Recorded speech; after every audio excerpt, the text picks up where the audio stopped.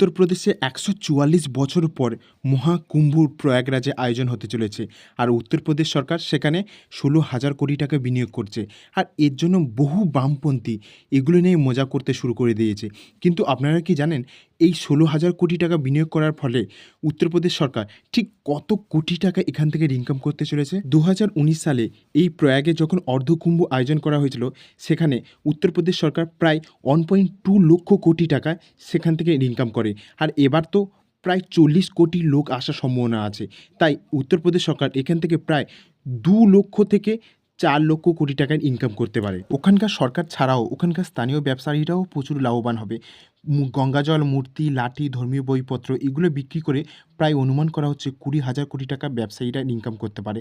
তাছাড়া ওখানে থাকার, খাওয়ার ব্যবস্থা করে ওখান থেকে ১০,০০০ কোটি টাকা ইনকাম করতে পারে এবং আয়ুর্বেদিক পণ্য এবং ওষুধ বিক্রয় করে প্রায় ৩,০০০ কোটি টাকার ইনকাম করতে পারে এবং ইলেকট্রিক্যাল বিভিন্ন জিনিস বিক্রয় করে প্রায় ১,০০০ কোটি টাকার ইনকাম করতে পারে এবং বিভিন্ন ধরনের বিজ্ঞাপন তো আছে। সেই সব বিজ্ঞাপন ওখানে দেওয়ার ফলে তারা ওখান থেকে প্রায় ১০,০০০ কোটি টাকা ওই গঙ্গা স্নানে পুণ্য মেলায় তারা ইনকাম করতে পারে। টাইমস অব হিন্দুস্তানের মতে প্রায় ১% জিডিপি বেড়ে যাবে এই কুম্ভ মেলা আয়োজনের জন্য। সুতরাং এই যে কুম্ভ মেলা উত্তরপ্রদেশে হতে চলেছে, এটা শুধু উত্তরপ্রদেশ নয়, সারা ভারতের জন্য একটা গেম চেঞ্জিং ব্যাপার চলে এসছে।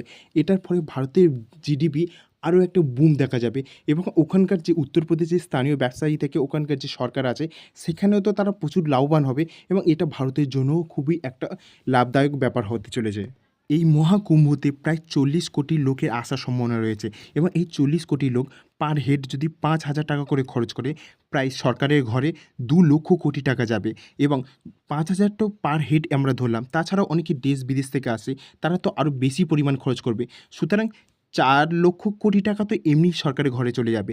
তাছাড়া ওখানকার যে স্থানীয় ব্যবসায়ীরা আছে, তারাও প্রচুর পরিমাণে ওখান থেকে টাকা ইনকাম করতে পারবে। সুতরাং এটা ভাবাই যেতে পারে যে আমাদের যে মন্দির তৈরি হয়, সেই মন্দিরের পিছনে অনেক বড় একটা ব্যবসা লুকিয়ে থাকে এবং সেখান থেকে সরকার প্রচুর পরিমাণে সেখান থেকে একটা অর্থ উপার্জন করতে পারে। সরকার যে সেখানে ১৫ থেকে ১৬,০০০ কোটি টাকা সেখানে ইনভেস্ট করেছে, তার পরিবর্তে তারা সেখান থেকে ২ লক্ষ থেকে ৪ লক্ষ কোটি টাকা এমনি ইনকাম করে নেবে এবং ওখানকার স্থানীয় ব্যবসায়ীরা আরও লাভবান হবে। এগুলো তো সাইডে আছে।